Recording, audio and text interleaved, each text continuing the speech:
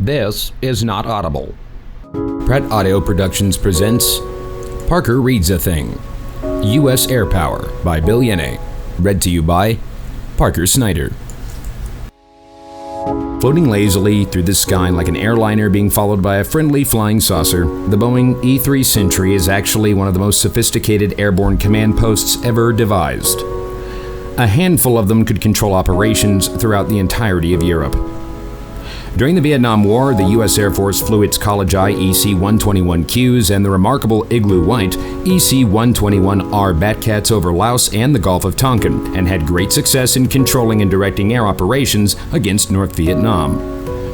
After the war, a revolution in electronics made possible far more sophistication in much less space, and the Air Force went for even more space, and the capacity that it provided. The airframe chosen was the Boeing Model 707 type, which was similar to the 717 and 739 airframes of the already extant Air Force KC-135s, RC-135s, and EC-135s. This airframe was, in turn, designed to be configured with the leading edge of state-of-the-art electronics and then topped off with a 30-foot rotating radome. The big skunk-striped rotodome is similar to, though larger than, the one on the Grumman E2 Hawkeye, and is backed up with a more than proportionally greater information processing capability. The result was the Air Force Airborne Warning and Control System, AWACS. Built in an airplane designated the E3 and called Sentry because of its job, which, quite simply, is to stand guard. The first of 24 E3A Sentries were delivered in 1977, and they went to work on the first day of 1979. Though owned and flown by the Air Force Tactical Air Command, their first and continuing assignment was with the U.S.-Canadian North American Air Defense Command, NORAD, guarding the periphery of this vast continent. A round of updating began to turn the E3As into E3Bs and E3Cs in 1984. The improvements included increasing the number of situational display consoles, SDCs, improving the Have-Quick radar jammers, and upgrading the Joint Tactical Information Distribution System, JTIDS, and the Tactical Digital Information Link, TADL.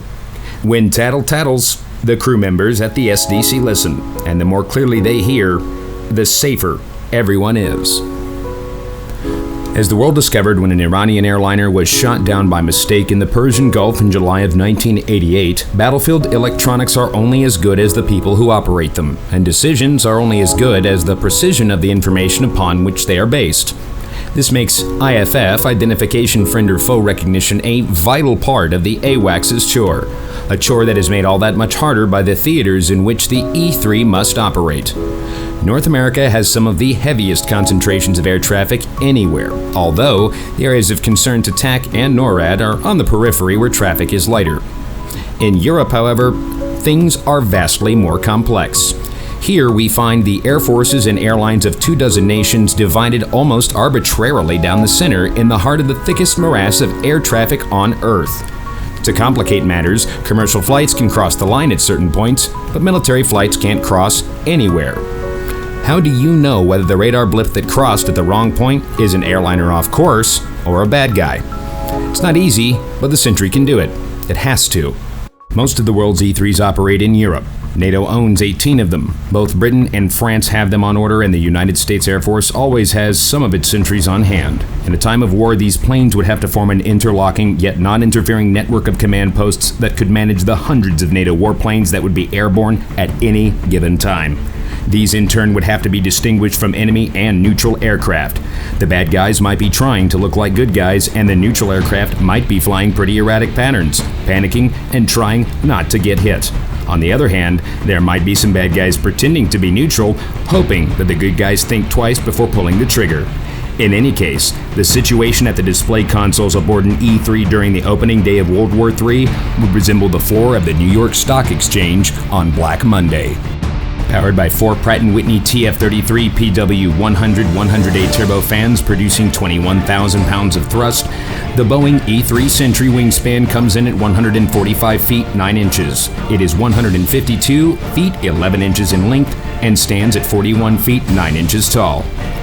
In the end, it will all come down to the skill and tenacity of the men and women sitting at those consoles.